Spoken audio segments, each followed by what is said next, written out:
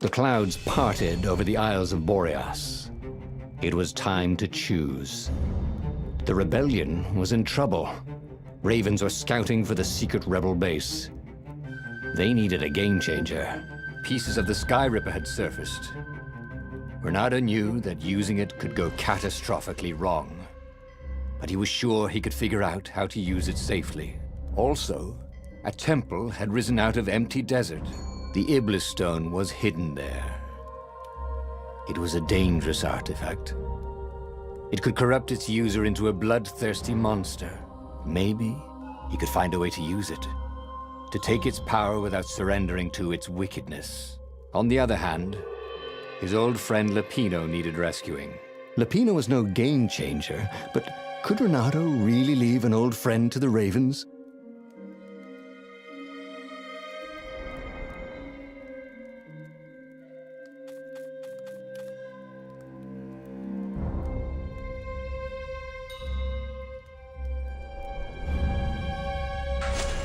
Ah, Lapino.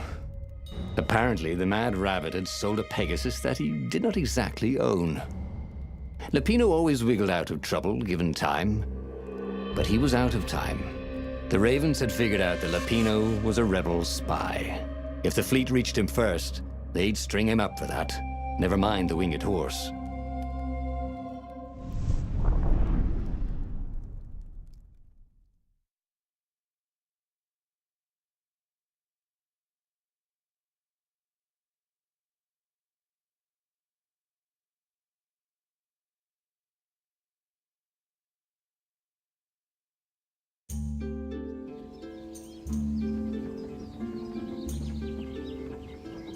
Lapino had apparently managed to confuse the judge by arguing that he hadn't actually stolen a winged horse. He'd only sold it. But wait, where was the prison? The village was empty. Had everybody fled the Ravens?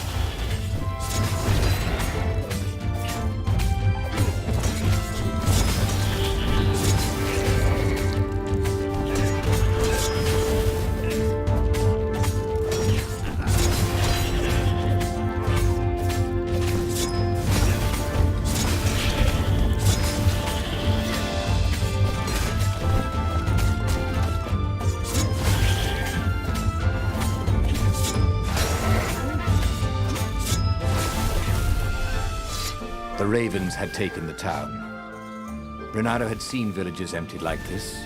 All the people taken away to be sacrificed in the Emperor's secret rituals. Renato hoped the people were just hiding.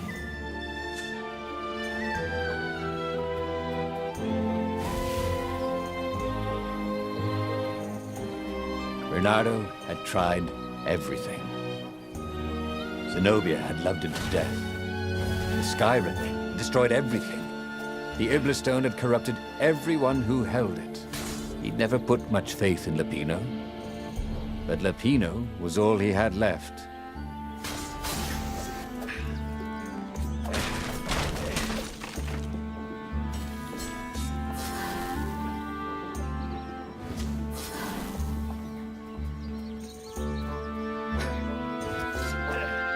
Sometimes, at home, he'd wave his sword around for hours.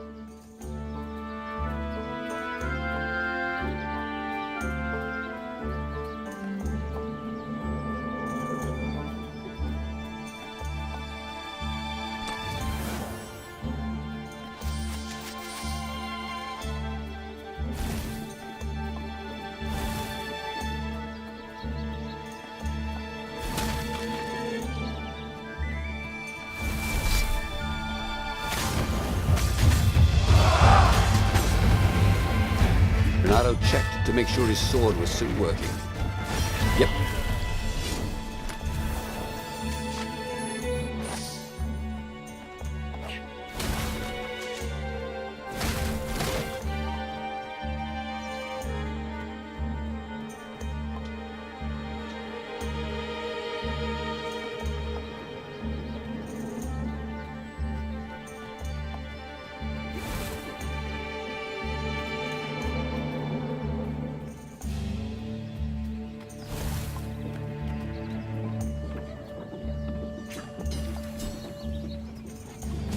Ooh, wouldn't his gauntlet look swell with that jewel in it?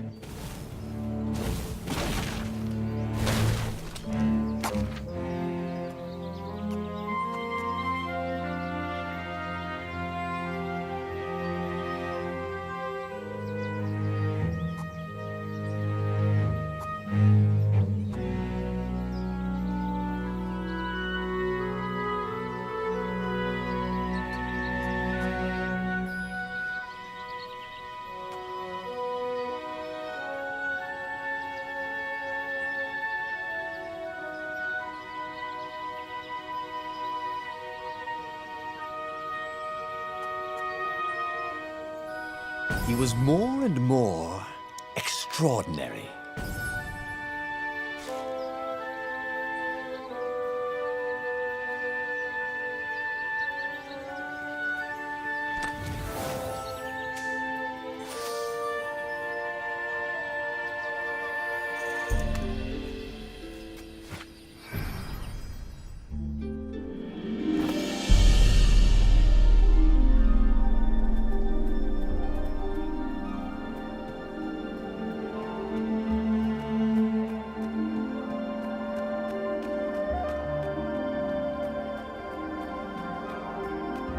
Kill her! Kill the rebel! Caught one, Raven. Eat the rebel! Caught another.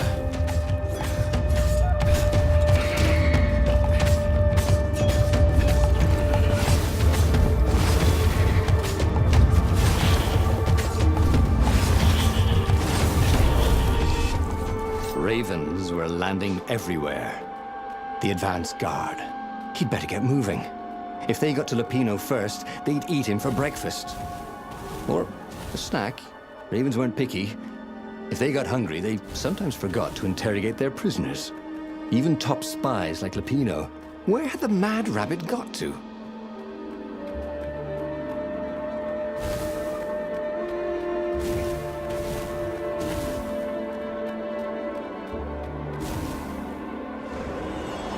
Sometimes, all you know is what you know. You know?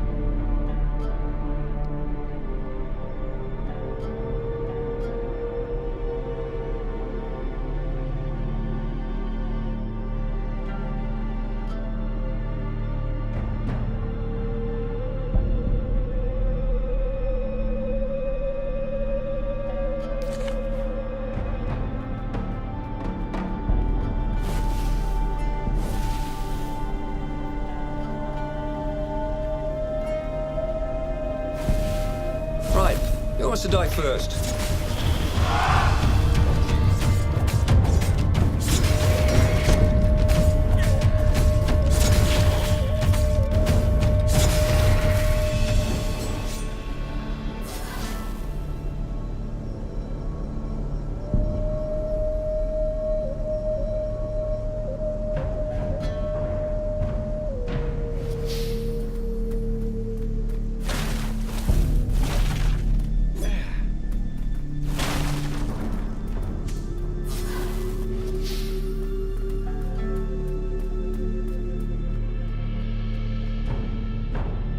Dirty and bloody, Renato finally reached Lupino. The rabbit was practicing his shuffle. Renata recognized the cards. It was Lapino's favorite deck. Oh, I thought you were in danger. I am. The Ravens are coming. Oh, the prison thing. Right, yeah, see, this guard owed me 53 ducats, so we made a deal. They're very reasonable people, actually, for weasels. Now, I got a brilliant plan to kidnap Zenobia. We capture Zenobia, we find out what she knows, and that's the whole war right there. Easy peasy, lemon squeezy. Capture the Emperor's greatest general, who happened to also be a deadly sorcerer, and, oh, his only daughter? That would be worth it. And it would be nice to see her. He'd always had a soft spot for her. And he felt sure she had one for him. On the other hand, he could still get to the core of the Sky Ripper, even if he couldn't get the whole thing. It must have great power.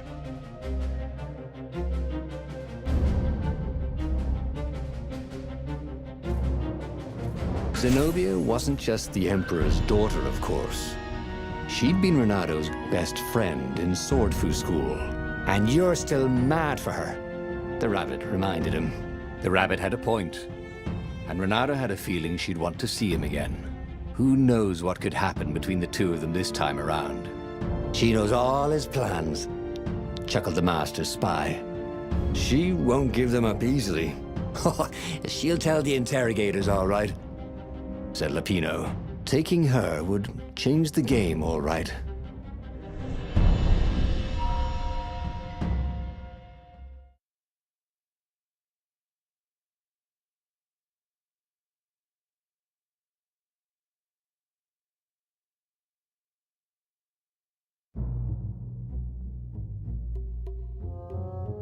The city was already under Zenobia's control.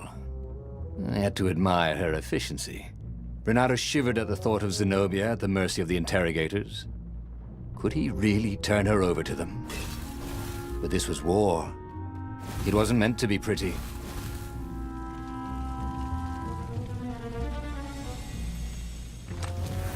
This chest contained blank passports from 15 countries. And something useful.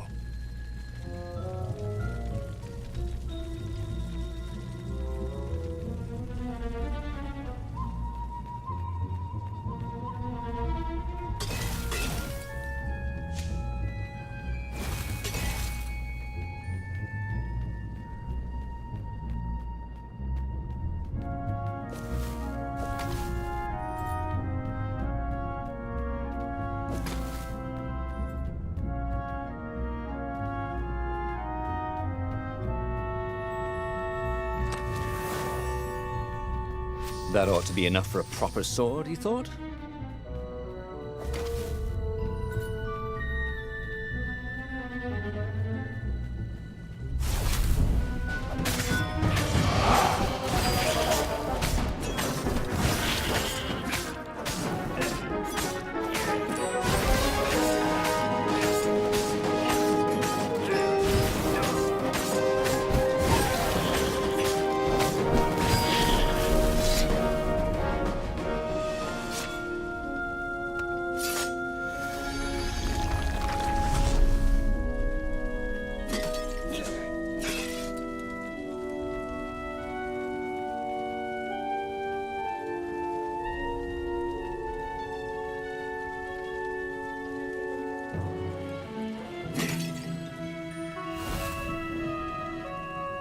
People had laughed at the government workbench placement program, but you could see the benefits everywhere.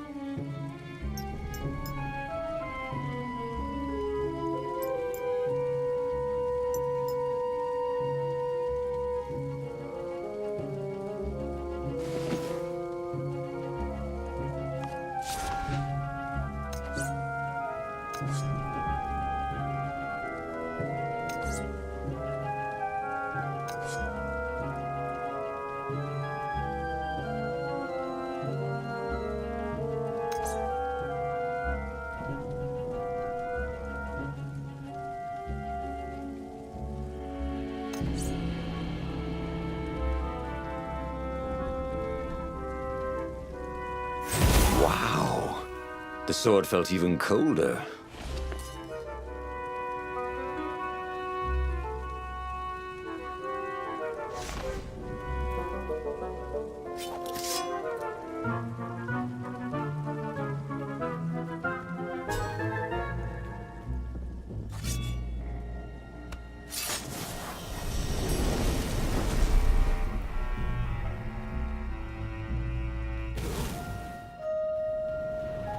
This couldn't be good for global warming.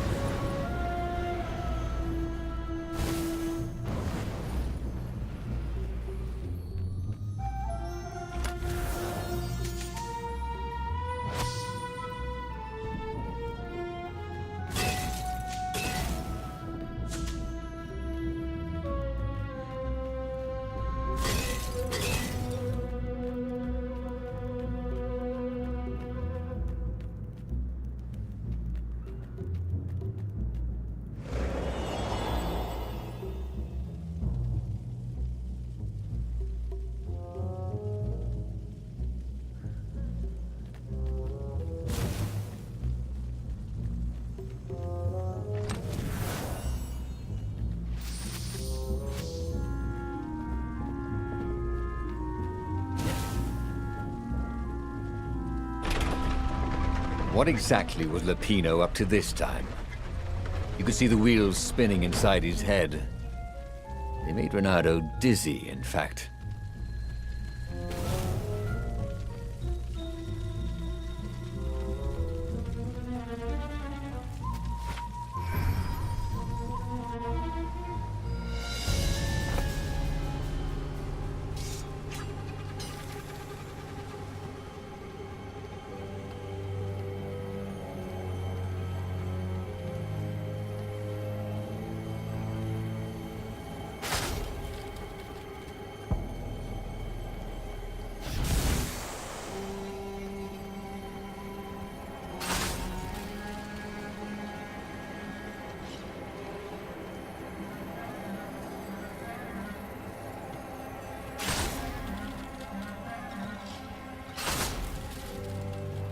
Hey, why don't you guys fight in groups? Oh, I know. Because there's no I in team.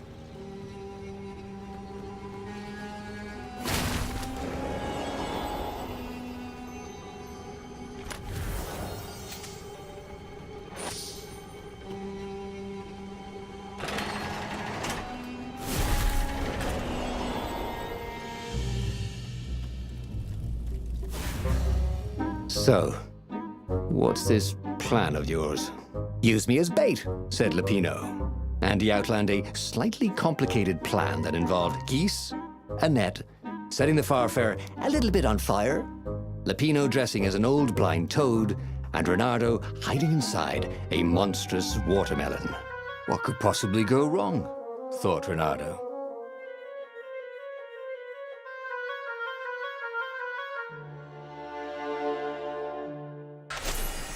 Oh, this is gonna be fun, said Lapino as he ran to go set up his marvelous plan.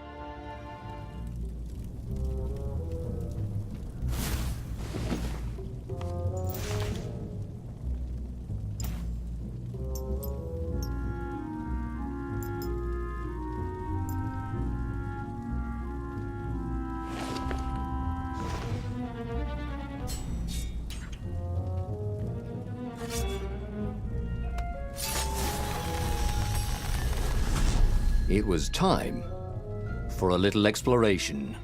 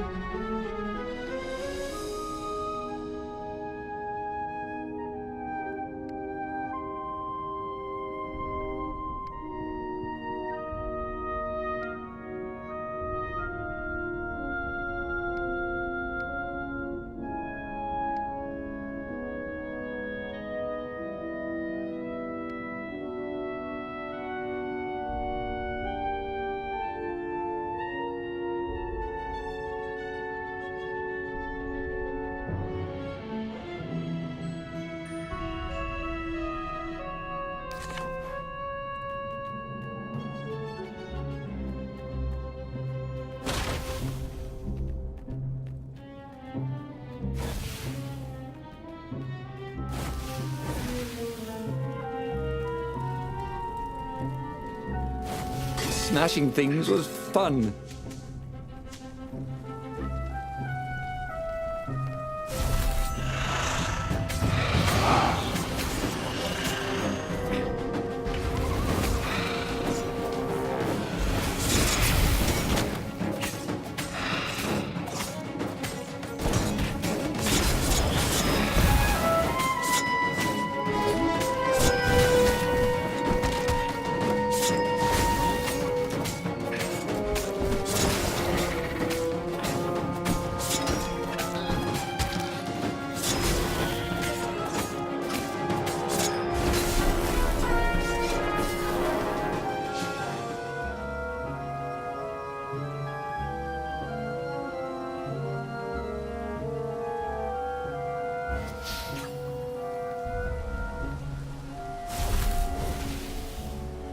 Renato felt dubious about the whole plan.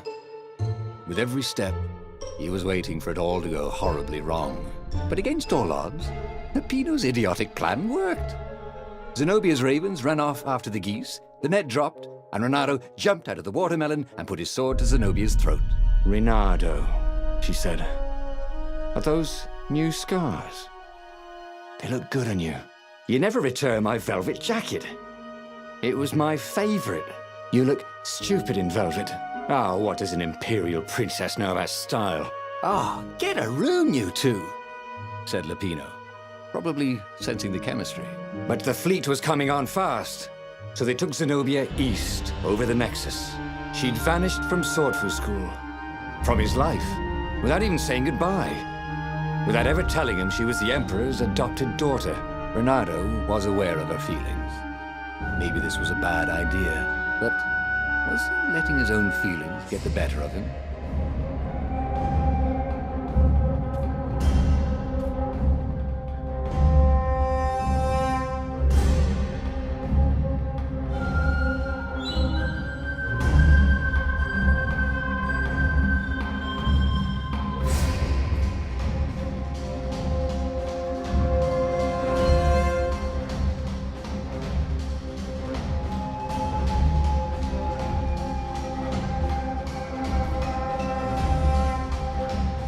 "Listen," said Renato. "Let's not do this." "Let's not do what?" asked Zenobia. "Look, you're the Emperor's right hand. You are going to have me interrogated," she said. "Sure, yeah, but..." Then I remembered how you feel about me. How I feel about you? "You are going to have me interrogated." "But I didn't, because you care about me," said Renato. "Well, guess again, Buster," she said, and she pushed him off his own boat. As he plummeted towards the bottomless clouds of the abyss, Renato decided that he'd not really handle the situation with his usual finesse. He had tried something bold and paid the price for it.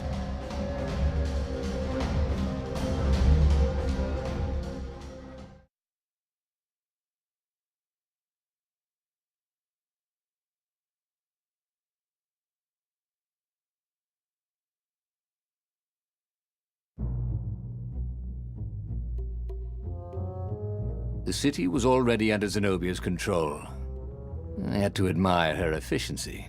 Renato shivered at the thought of Zenobia at the mercy of the interrogators. Could he really turn her over to them? But this was war. It wasn't meant to be pretty.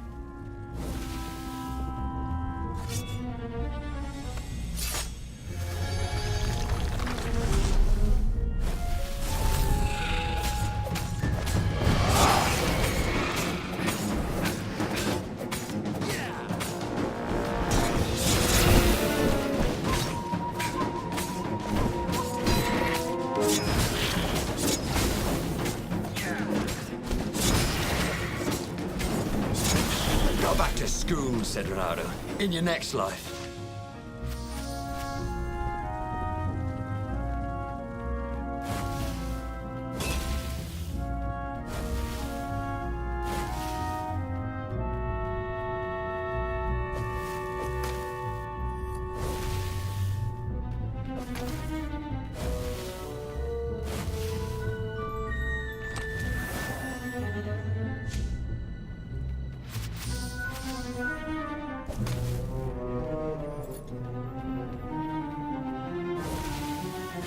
Can you guys actually tell each other apart?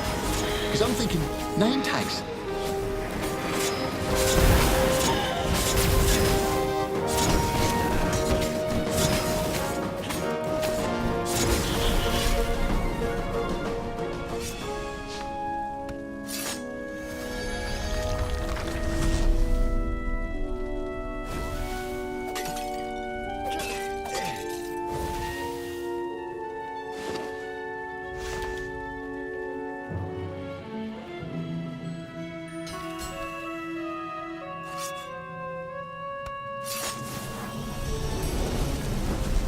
Had that door been opened before?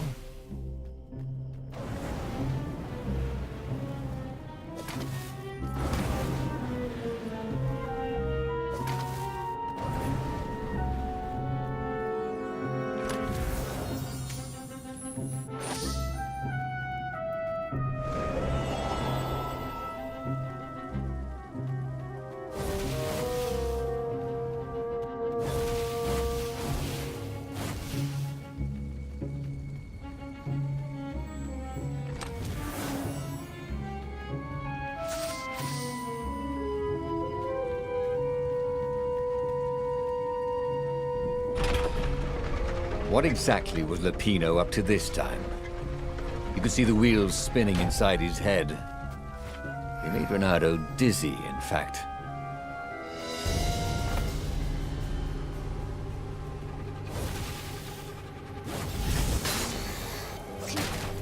These things could really use a hand.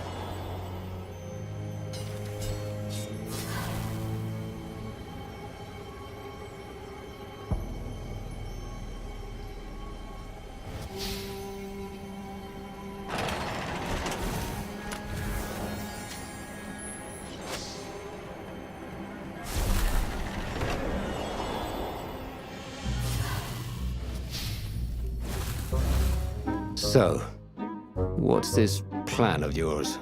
Use me as bait, said Lupino.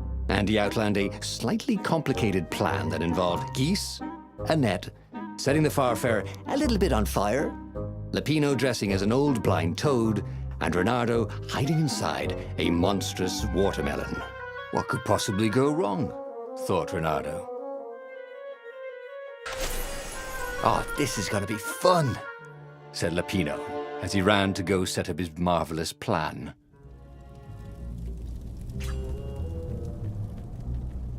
Ooh, a workbench. Did he have any jewels he hadn't tried out? He had.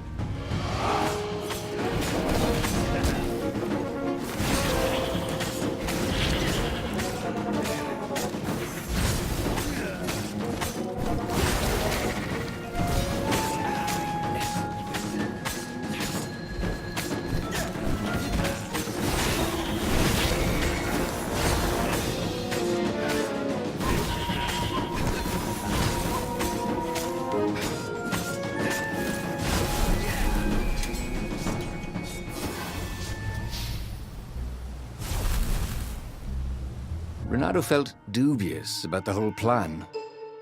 With every step, he was waiting for it all to go horribly wrong. But against all odds, Lupino's idiotic plan worked. Zenobia's ravens ran off after the geese, the net dropped, and Renato jumped out of the watermelon and put his sword to Zenobia's throat. Renato, she said, are those new scars?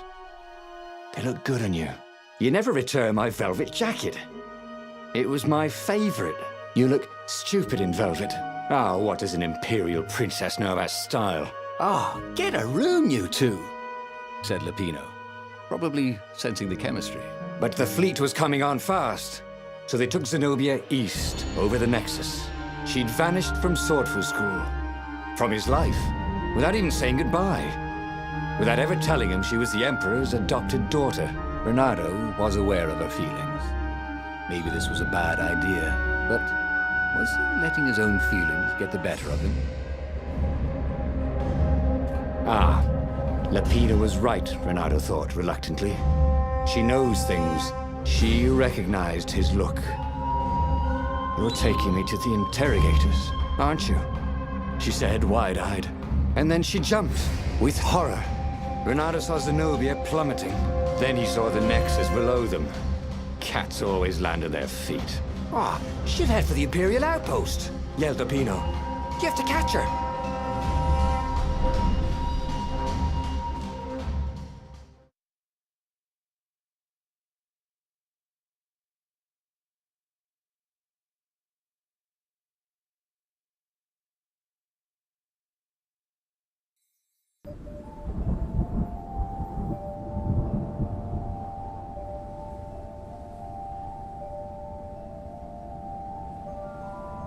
Cats can run faster, but foxes can run longer.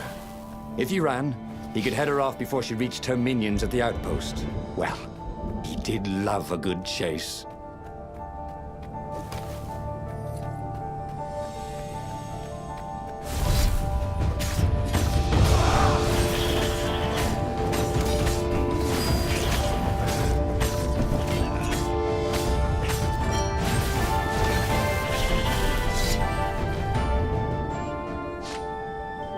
A very clever engineer named Elon Muskrat had got his start making floating platforms. Not many people knew that.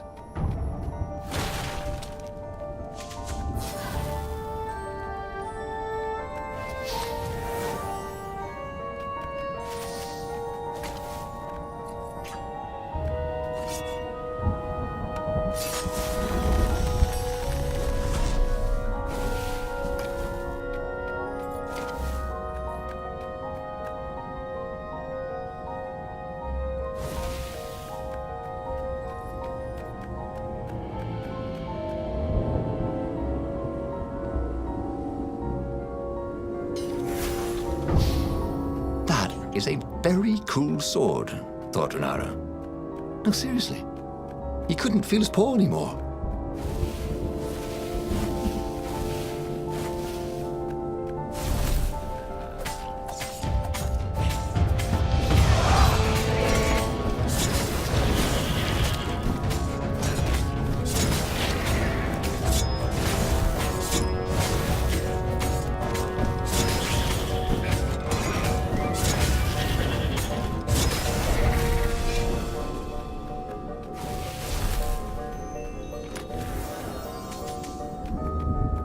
Not everyone knew how to use magical gems. Of course, not everyone had magical gem gauntlet. He was closing on her. He could smell her fear. He tried not to think about the interrogators at the secret base. What they'd do to her. Maybe it didn't have to end that way. Maybe he could talk to her. But, after all, there were worse things the Imperials had done to friends of his.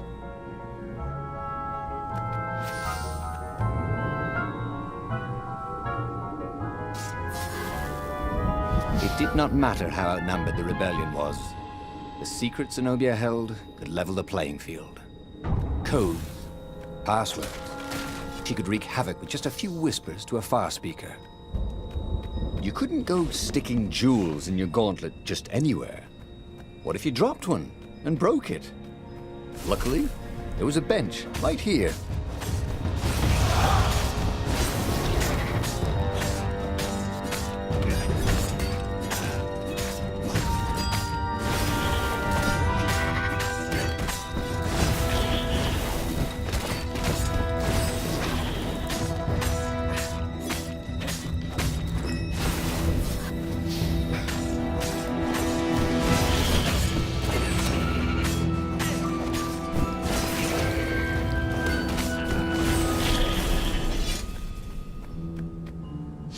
Renato reached the outpost. The Imperials there were no match for him. Soon after, Zenobia limped up the path. When she realized he was already in front of her, she didn't even try to run. Oh, you left without saying goodbye. Again, he said, please. You're enjoying this a little too much. She said, shaken. Oh, spare us the chit-chat, would you?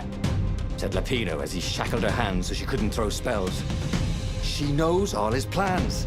All the way back to the Farfarer, Lapino nagged Renato about how the interrogators would pry all the intel out of Zenobia. How that would turn the tides in the imminent battle. All they had to do was take her to the rebels' secret base. Renato didn't like to think about what the interrogators would do to her. Couldn't he just talk to her?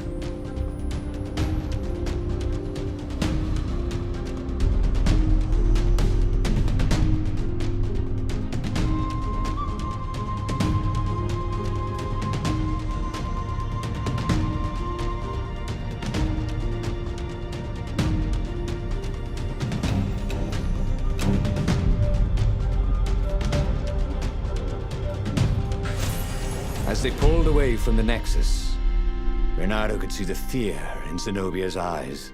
I can't take it to those creatures at the base, he whispered to Lupino.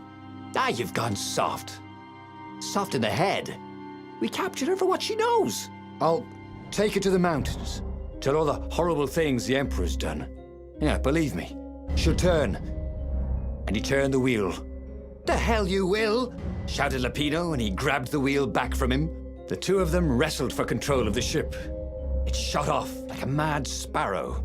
Suddenly, Renato was falling.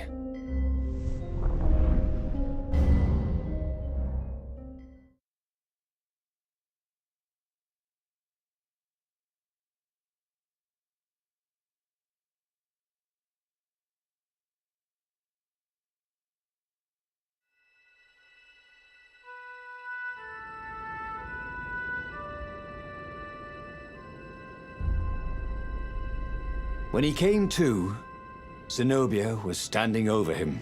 Why didn't you take me to the base to be interrogated? She demanded. Do you know what's left of people they interrogate? This is some trick, isn't it? To make me fall for you again. Well, I won't. Oh, go on then. Scurry back to your ravens. I can't stop you. But strangely, she didn't. As Renato set off to find the Farfarer, she followed him, keeping just out of sight of the ravens. It would be fun to try out that one. And here was a handy workbench.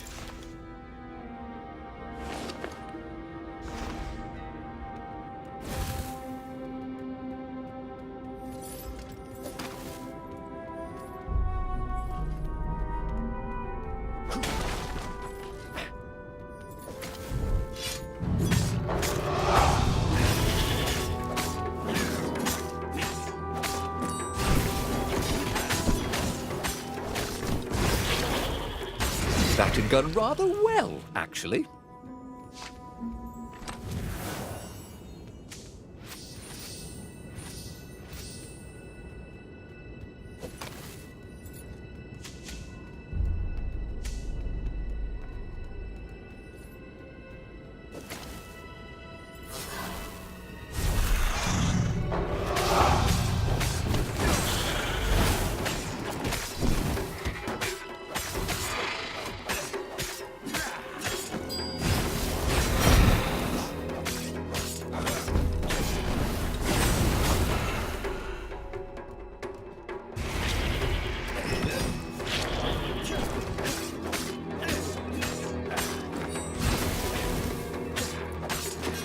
Oh, now I don't have anyone to talk to.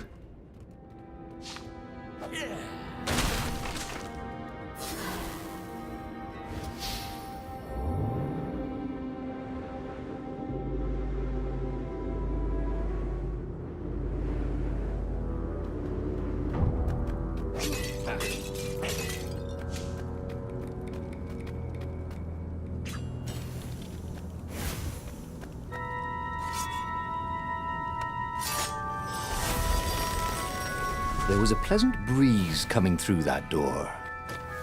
Had it been closed before?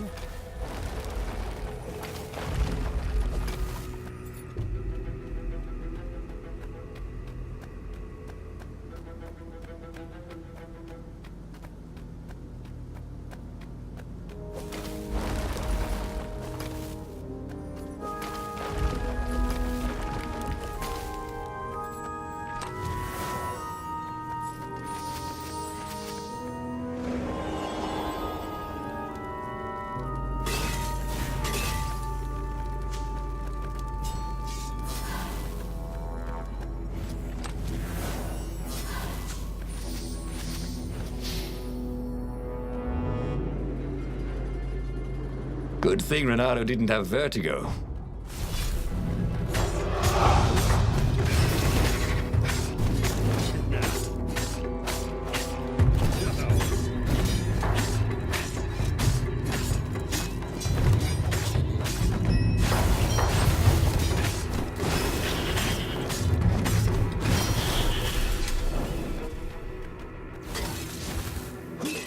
As Renato stopped to sniff the wind, Zenobia came up, still mad.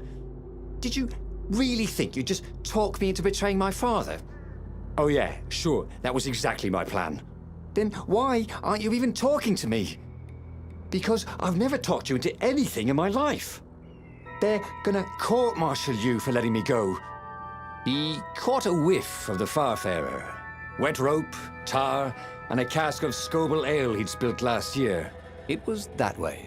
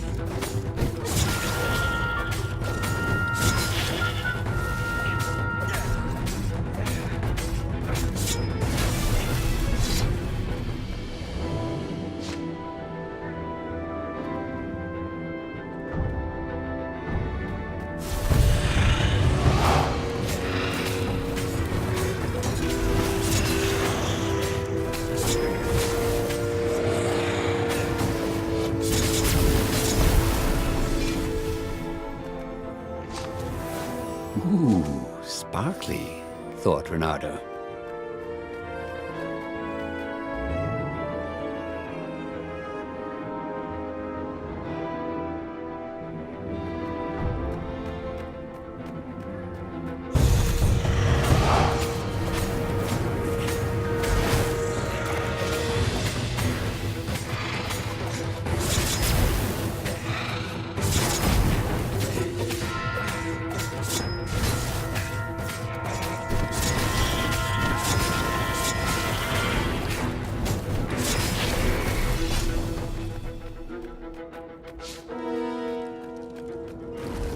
Renato, smash!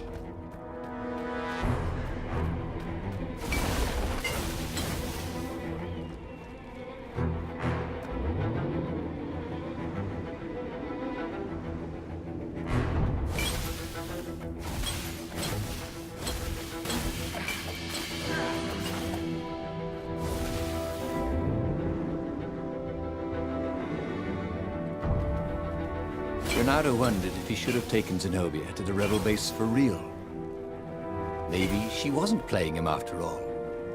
After the bleak talk about the Emperor's dark secrets, he was regretting his suspicion.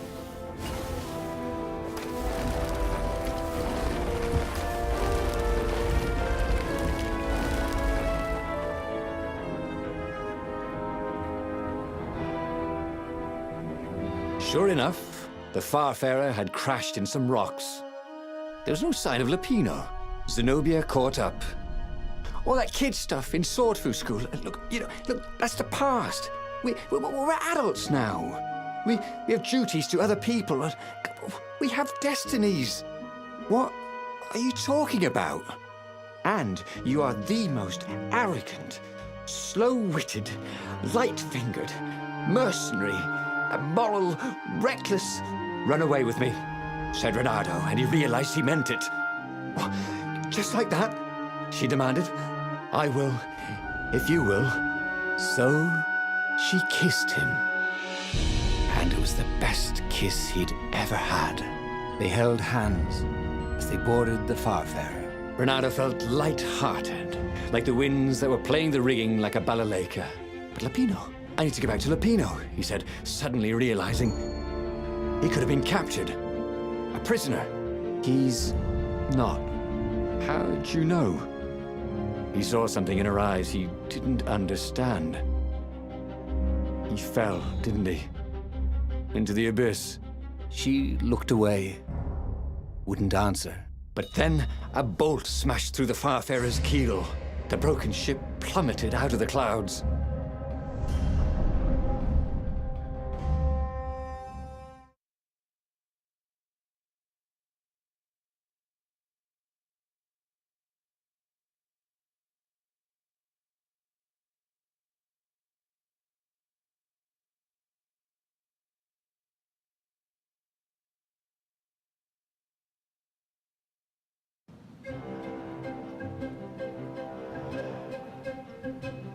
Renato picked himself off the deck.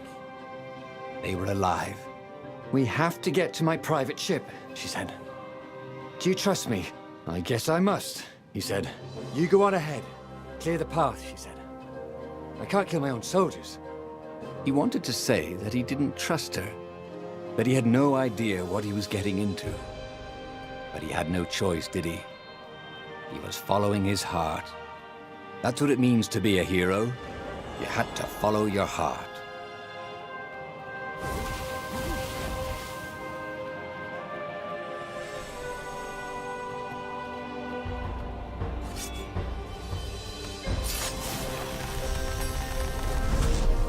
I wonder what happens if I go that way.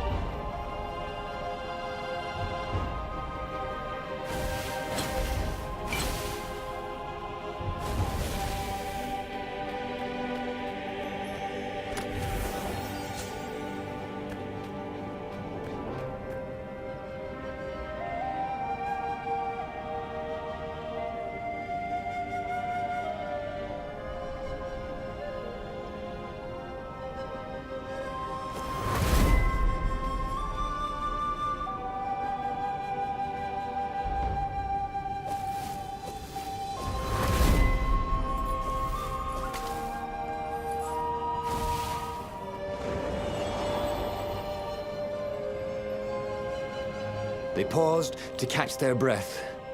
It was strange to be so close to her. "What are you thinking?" he asked. "I'm trying very hard not to think." "Me too," he said. Up ahead, he could see the thin silver of Zenobia's personal ship. It looked fast. They would leave all this behind.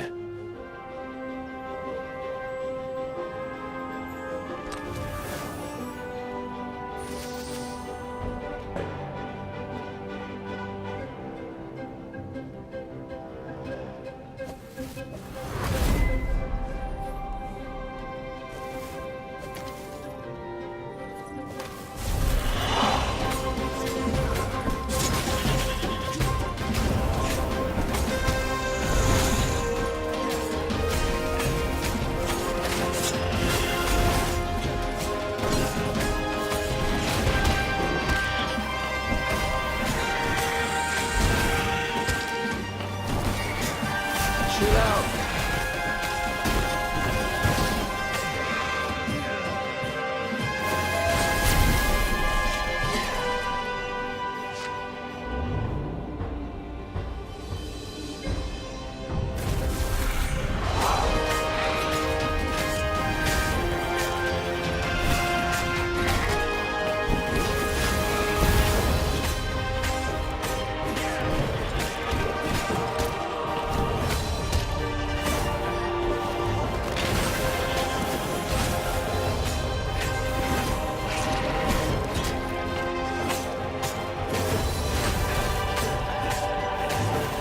Renato had felt better.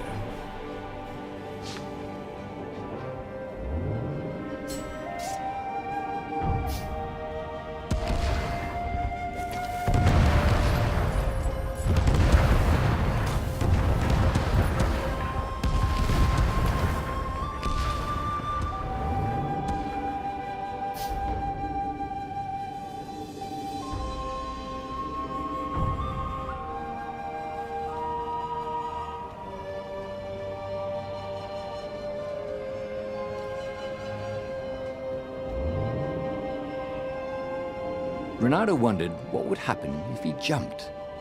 Would he be rescued by an emergency platform?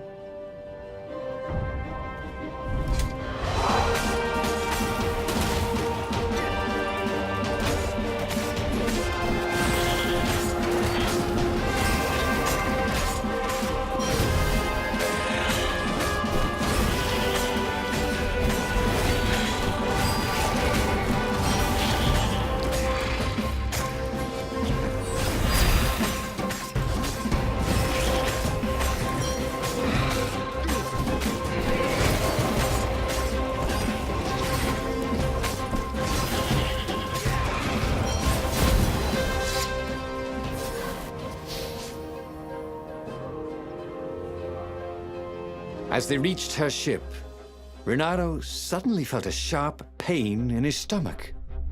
He was surprised to see a crossbow bolt sticking out of it. I was going to lead the Empire to our secret base, said Lapino. But no, you had to screw up my plan because you still got a thing for her. Renato stared at Zenobia. The kiss, was it real? She said, with a look of indescribable sorrow. She gestured and said an arcane word, and Lapino went flying into the abyss, screaming, "I'm telling your father!" Then she knelt down to cradle his head, and her paws felt very soft and warm. He should go back to some of the choices he'd faced before. Maybe there were new paths that had opened up, like those doors he was opening up all over the map that took him to new treasures and around his enemies. But he'd learned another true thing. Lapino was a traitor. Renato had suspected there was something wrong with the mad rabbit, but now he knew there was malice behind his goofiness.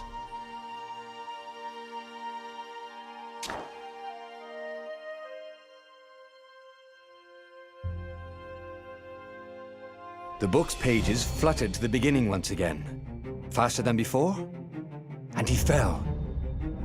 The clouds parted over the Isles of Boreas. It was time to choose.